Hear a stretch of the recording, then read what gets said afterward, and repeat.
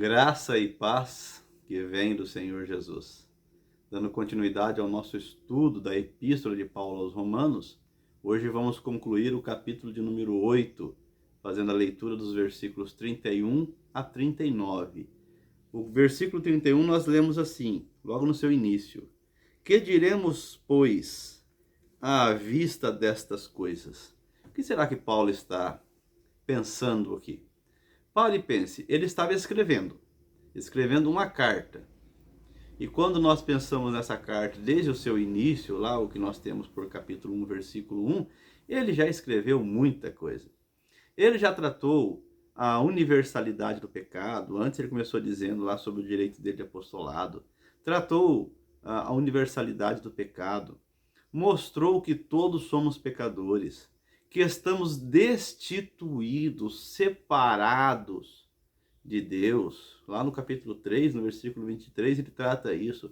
No versículo 24, ele começa a anunciar que é somente por meio de Jesus Cristo que nós somos justificados. A partir daí, ele começa a explicar essa justificação, tratando de Abraão, tratando principalmente fazendo uma comparação que o que ele próprio escreve em Gálatas, né? Uma diferenciação entre a obra da lei e o evangelho. Aí então ele vai tratar acerca da nossa união e identificação com Cristo, da nossa morte juntamente com o Senhor. Ele vai tratar o aspecto da lei e o fim da condenação, a obra do Espírito Santo, que o Espírito Santo intercede por nós. Então, é muita coisa o que ele escreveu até aqui. Diante de tudo isso, ele pergunta: Que diremos, pois, à vista destas coisas? Isso aqui é um resumo. É um resumo que ele está trazendo, que é uma aplicação muito importante na minha vida, na sua vida e na vida de todas as pessoas. Ele faz 4 perguntas muito importantes aqui nesse resumo dele. A primeira delas é: se Deus é por nós, quem será contra nós? Meus irmãos, presta atenção nessa sentença aqui de Paulo. Se Deus é favorável a nós, se Deus é por nós. Quando nós voltamos lá a Romanos 3, 23, eu faço questão de fazer a leitura, porque senão eu posso ser interpretado como isso aqui sendo a minha interpretação, e não é. Olha o que nós vimos lá no versículo 23. Pois todos pecaram e carecem da glória de Deus. Essa que eu estou lendo é a revista atualizada. Na revista corrigida, todos pecaram e destituídos estão da glória de Deus. Então Deus não era mais favorável à humanidade. Porque ele não quis ser? Não. Mas porque os nossos pecados causaram separação entre nós e Deus. Isso é bíblico. Os nossos pecados causaram separação entre nós e Deus. Então Deus já não nos era favorável mais. O próprio Senhor Jesus, que é Deus com Deus, esteve a eternidade toda com Deus, antes que existisse céus e terra, e sempre foi assistido por Deus durante todo o seu ministério terreno, sempre foi assistido pelo Espírito Santo. Quando ele foi à cruz e na cruz carregou os nossos pecados, levou sobre si todos os nossos pecados, o Pai também não o assistiu mais, ao ponto dele clamar: Deus meu, por que me desamparaste? Porque ele levou os nossos pecados sobre si, aconteceu com ele o que acontecia conosco. Deus já não nos era mais favorável. Deus já não era mais por nós, Deus já não era mais por ele naquele momento. O Pai teve que, por um instante, um único instante de toda a eternidade, ele já não sentia mais o acesso ao Pai. Mas quando ele clamou Tetelestai, está consumado, tudo concluído, e ali ele expirou, então a ira de Deus foi descarregada. Acabou a ira, acabou a separação. o véu que separava a presença de Deus do seu povo foi rasgado de baixo a cima. Meus irmãos, aquele véu, ele não era uma cortina simples que alguém com a sua mão pudesse rasgar. Flávio Josefo registrou que aquele véu tinha, eu não me lembro se 10 ou 12 centímetros, mas era dessa largura. Largura de uma palma da mão, da minha mão. Mão humana não poderia rasgar aquele véu. E ele não foi rasgado de baixo a cima, ele foi rasgado de cima a baixo. O Pai o rasgou, porque tudo aquilo que nos separava, aquilo que fazia diferenciação entre Deus e o povo, que é o pecado, agora foi pago. Eu tenho um estudo completo de Hebreus no meu canal, convido você a assistir para que você tenha mais informações acerca dessa obra completa do Senhor Jesus.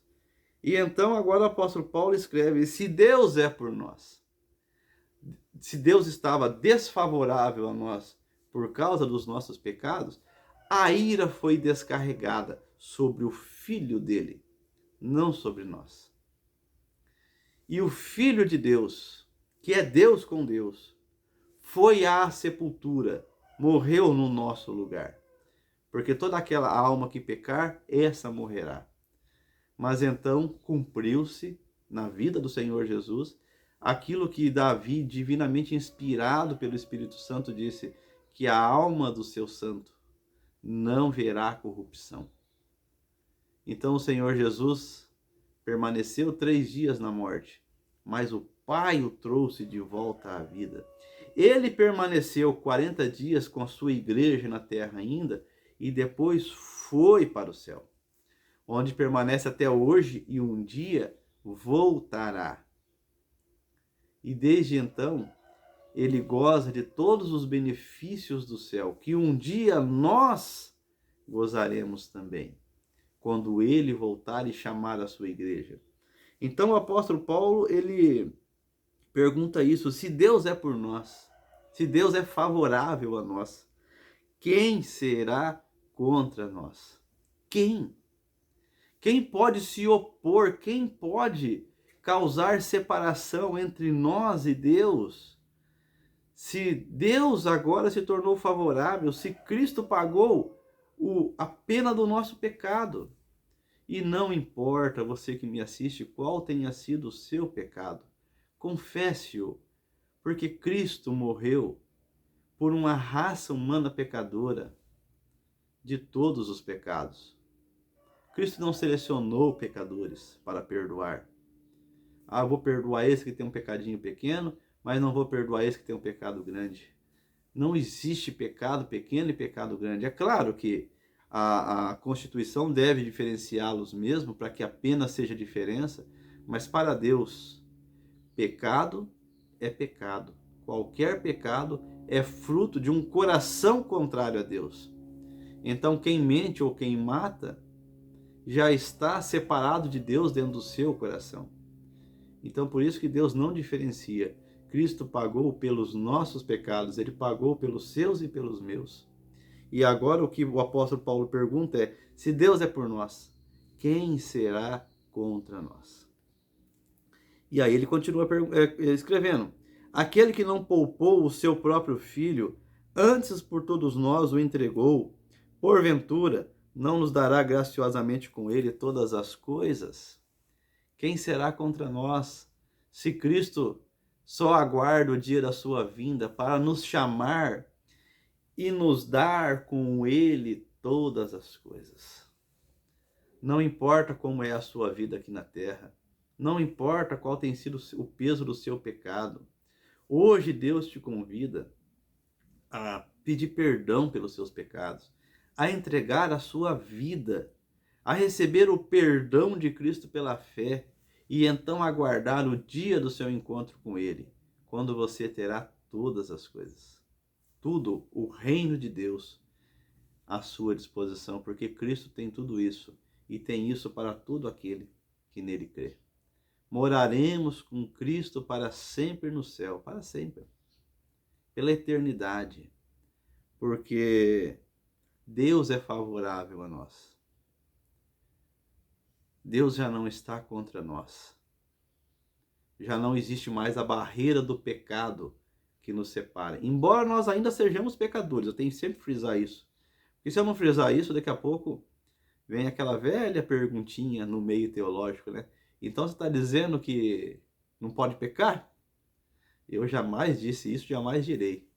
Mas os nossos pecados são cobertos pelo sangue de Cristo. Não há mais a necessidade do animal ser sacrificado continuamente para garantir o perdão. O sangue de Cristo, de uma vez por todas, propiciou perdão para todo aquele que peca, mas que crê nele, porque ele é a propiciação pelos nossos pecados. O apóstolo Paulo faz uma segunda pergunta: quem intentará acusação contra os eleitos de Deus? Quem pode ainda acusar? É Deus quem os justifica. Essa pergunta, ela é uma pergunta dentro de um âmbito judicial. Quem intentará acusação? É mais ou menos como dentro de um processo judicial. Então, existem as fases de um processo judicial. Então, ali naquelas fases, o promotor pode oferecer a acusação. E o juiz deve analisar. Aí depois vão lá as pessoas, assim, o júri, né? Analisar tudo aquilo que foi dito, a acusação que foi feita, a defesa que foi feita. Tudo isso é analisado para que então o juiz dê o veredito final. No nosso caso, o supremo juiz, o juiz de todas as coisas, o Deus que criou todas as coisas e a quem tudo pertence, a quem pertence a vida, a quem pertence a lua, a quem pertence as estrelas, a quem pertence o sol, a quem pertence os pássaros, as borboletas, os cachorros, os gatos, todas as coisas, o juiz já nos justificou. Ele já encerrou o processo. E quando o processo é encerrado em última instância, acabou. Não cabe mais acusação. E a instância final do processo espiritual é Deus. Quem creu em Cristo foi perdoado. Ele é inocente? Jamais. Todos nós somos pecadores, mas Cristo pagou pelos nossos pecados. Ponto. E o que foi que Deus fez? Deus nos justificou, nos perdoou, colocou sobre nós o seu selo, que é o seu Espírito Santo. Então acabou. Não cabe mais acusação. É por isso que o apóstolo Paulo faz essa segunda pergunta: quem intentará acusação contra os eleitos de Deus? Sobre os eleitos, veja o estudo anterior. Quem intentará acusação? Ninguém. Não cabe mais. Não há mais espaço nesse processo. Satanás sempre foi o acusador. Sempre. Mas não há mais espaço para ele fazer acusação. Porque toda acusação que ele faz, por mais justa que seja, por mais pecado que nós tivemos e por mais que nós sejamos culpados das acusações que ele possa fazer, o Pai já não se interessa mais, porque Cristo já pagou o preço do pecado na vida de todo aquele que crê. Por isso ele perguntou: quem intentará acusação contra os eleitos de Deus? É Deus quem os justifica, os perdoa, os torna aptos à salvação. E aí então Deus já não é mais contrário, Deus é favorável a nós. O apóstolo Paulo faz uma terceira pergunta: quem os condenará? Quem pode nos condenar? É Cristo Jesus quem morreu, ou antes quem ressuscitou, o qual está à direita de Deus e também intercede por nós. Quem pode nos condenar? Se o único que tem o poder sobre a vida e a morte, se o único que tem o poder sobre toda a criação, sobre todas as coisas, aceitou o sacrifício de seu Filho por nós. Cristo veio ao mundo realizar um sacrifício por nós, enviado por Deus, e Deus aceitou o sacrifício de Cristo em nosso favor. E Deus nos justificou. Então quem pode nos condenar? Se o único que poderia condenar é Deus. E se Deus é favorável a nós por causa daquilo que Cristo fez, Satanás pode nos condenar?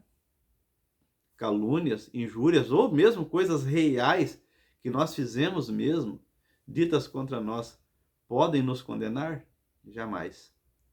Porque em Deus já temos todo o perdão do pecado. Então eu vou dar uma dica para você muito importante. Às vezes, coisas que você fez, falou, podem estar trazendo um grande peso à sua vida, impossibilitando até a sua felicidade.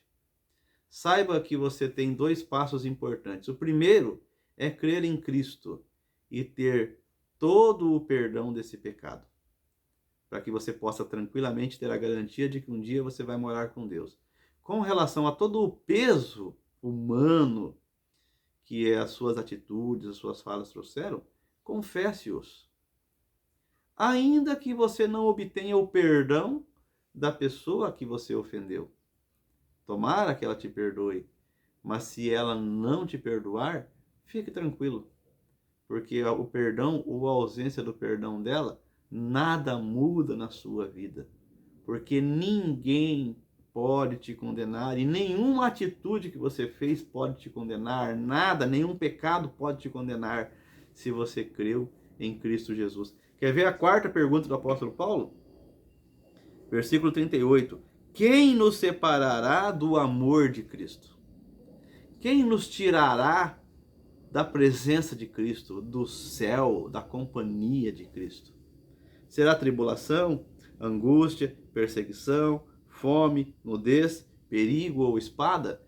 Coisas que o apóstolo Paulo passou, todas as coisas que ele passou. Como está escrito, por amor de ti somos entregues à morte o dia todo, fomos considerados como ovelha para o matadouro. Em todas essas coisas, porém, somos mais que vencedores, por meio daquele que nos amou. Nada pode nos tirar do amor de Cristo. Nada. Se tem uma coisa que você pode ter, é segurança. E como nós nos importamos com a segurança? Nós gastamos dinheiro com segurança. Se nós nos sentirmos muito inseguros, nós colocamos cerca elétricas, alarmes, tantas coisas que nós fazemos para nós termos segurança. Segurança é uma coisa que nos importa. E no que diz respeito à vida eterna, por um lado, você nada pode fazer na vida que vem após a morte, mas por outra, você não precisa fazer nada mesmo, porque Cristo fez tudo. E o sacrifício dele garante para você a presença, a sua presença na presença de Deus. Quando a trombeta tocar, quando Cristo voltar na companhia dos seus santos, dos seus anjos, então o seu nome será dito e você irá para sempre estar na presença do Senhor. Isto é uma garantia, isto é uma segurança. E nós vimos nos estudos anteriores que Deus nos dá o Espírito Santo para ser Ele mesmo o selo dessa garantia. A presença do Espírito Santo na nossa vida é a garantia de que um dia Ele é o penhor da nossa herança, porque um dia Deus irá resgatar a sua herança, que somos nós. E o Espírito Santo é esse penhor. Então você pode repousar seguro. Tem um hino, né, que diz: que segurança sou de Jesus e já desfruto as bênçãos da luz. E esse hino é verdadeiro. Que segurança! Cristo nos deu essa segurança. E então o apóstolo Paulo vai encerrar essa sessão citando 10 coisas entre o mundo, a terra e o mundo espiritual, coisas que nós não vemos, que estão na esfera espiritual, que ele pode ter tido uma revelação sobre estas coisas. Afinal de contas, ele revela na sua epístola aos Gálatas, se não me engano, acerca dessas revelações, mas a última ele deixa até nem qualquer outra criatura que vai não conhecesse alguma, né? Ele cita 10 itens ou 10 coisas no mundo espiritual para mostrar que nada Nada pode nos separar do amor de Cristo. Porque eu estou bem certo de que nem a morte, nem a vida, nem os anjos, nem os principados, nem as coisas do presente, nem do porvir, nem os poderes, nem a altura, nem a profundidade, nem qualquer outra criatura poderá separar-nos do amor de Deus que está em Cristo Jesus, nosso Senhor. Aleluia! Nenhuma condenação há. Aí nós voltamos a Romanos 8, 1. Agora, pois, já nenhuma condenação há para os que estão em Cristo Jesus. E então o apóstolo Paulo passou a dissertar no capítulo 8 inteiro, na sequência da sua carta, o porquê que não há nenhuma condenação. E agora ele encerra dizendo que nada pode nos separar do amor de Deus que está em Cristo Jesus, nosso Senhor. Eu espero, com o encerramento desse estudo no capítulo 8, espero poder ter ajudado você a compreender a segurança que você tem quando você creu em Cristo. Seus pecados estão perdoados, por piores que eles tenham sido, desde que você tenha depositado a sua confiança no seu Salvador. Cristo não morreu por bonzinhos ou por pecadores de pequeno porte. Cristo morreu por todos, para carregar sobre si os nossos pecados. Deus nos justificou devido ao que Cristo fez, nos perdoou. E agora, 4 questões que o apóstolo Paulo trouxe, fez questão de frisar. Quem será contra nós? Quem vai nos fazer acusação? Quem nos condenará? Ou quem poderá nos separar do amor de Deus? Ninguém. Nada. Nenhuma criatura. Nenhum anjo, nenhum demônio. Nada. Se você, durante a sua vida, entregou a sua vida a Satanás, voluntária ou involuntariamente, se você foi um cavalo de Satanás, porque é assim que ele trata os seus servos, se você fez pacto com ele, ou se você nunca fez um pacto nenhum, mas você viveu uma vida de atividade no pecado, volte-se para Deus, porque Deus se voltou para você no seu Filho Jesus. Peça o perdão de Deus, porque Deus tem para você um céu, uma presença, mas até você chegar lá, a garantia de que você será assistido pela graça dele enquanto estiver aqui nesse mundo. Deus é favorável a você, Deus é favorável a mim, por causa daquilo que Cristo conquistou com o seu sacrifício na cruz. Louvado seja nosso Senhor Jesus Cristo, porque se não fosse por ele, Deus ainda seria contrário a nós, Deus ainda estaria nos destituindo da sua presença. Mas porque Cristo conquistou o perdão para nós, o véu se rasgou. E agora, sempre que você dobrar o joelho pedindo perdão, Cristo estará na presença de Deus dizendo: foi por ele, Pai, que eu morri. É o único intercessor entre Deus e os homens. O único. O Papa não é, santos não são. O único que pode interceder, ser um mediador entre Deus e nós é Cristo, porque foi ele quem morreu por nós. Foi ele quem conquistou o perdão. Então não se esqueça disso. Quando você dobrar os seus joelhos e pedir perdão a Deus em nome do Senhor Jesus, ele estará na presença de Deus, clamando por você, pedindo por você, para que Deus o perdoe, para que Deus o justifique e para que Deus torne válido na sua vida o sacrifício dele. Este foi mais um momento aprendendo o Evangelho verdadeiro. Eu sou Mário Biolada. Aguardo você para nós continuarmos, a partir do capítulo 9, este estudo da Epístola de Paulo aos Romanos. Até mais.